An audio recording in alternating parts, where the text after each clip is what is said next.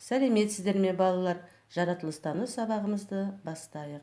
Бүгінгі сабағымыздың мақсаты балдырлардың құрылысымен танысу, балдырлардың түрлерін білу. Сабақты бастамас бұрын өткенді еске түсірейік. Ендеше балалар, мына сұрақ-жауапқа қараймыз. Өсімдіктер қандай топтарға бөлінеді? Жоғарғы сатыдағы өсімдіктерге нелер жатады? Төменгі сатыдағы өсімдіктердің айырмашылығы қандай? Ойланып жауап беруге тырысайық.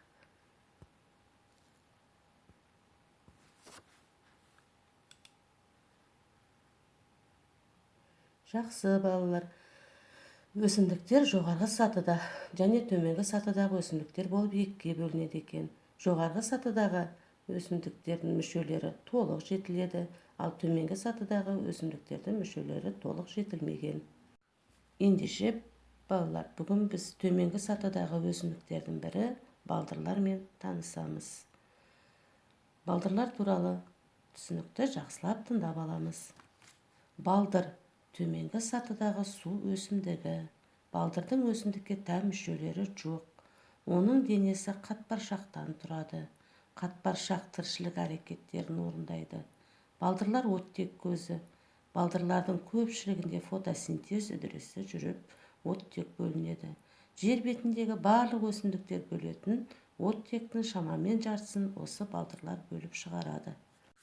Балалар, балдырлардың бірнеше түрлері болады екен. Ендеше сол балдырдың түрлеріне тоқталайық. Мына суретке мұқият қараймыз.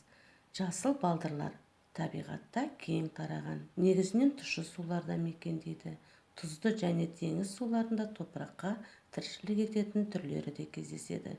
Балдырдың көпшілігінде тамыр, сабақ және жапырақ болмайды. Сондықтан денесі қатпаршақ деп аталады. Балалар, балдырлардың жеуге жарайтын түрі де болады екен.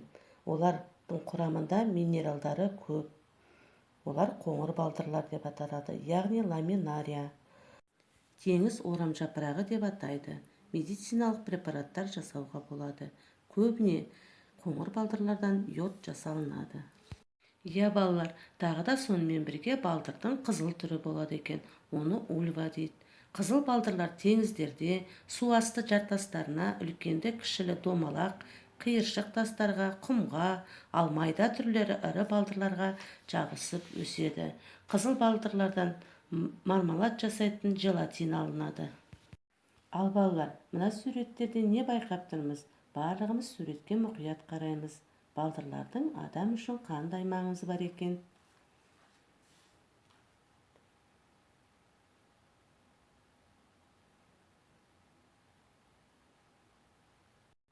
Дұрыс айтасыңдар балалар, балдырдың адам үшін маңызы зор екен.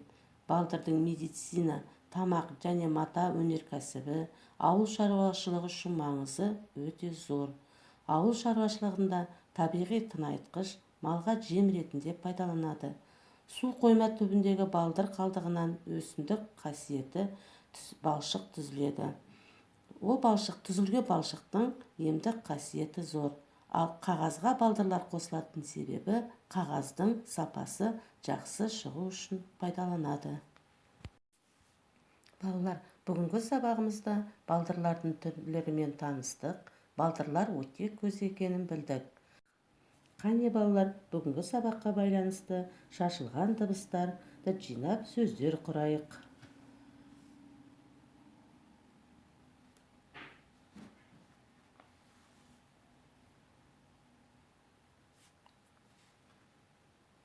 Жақсы балалар, ендеше жауаптарыңызды тексеріп көрейік.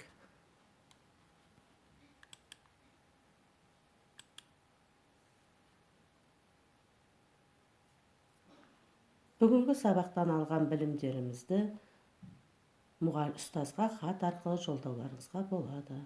Сабақ аяқталды. Назарларыңызға рахмет.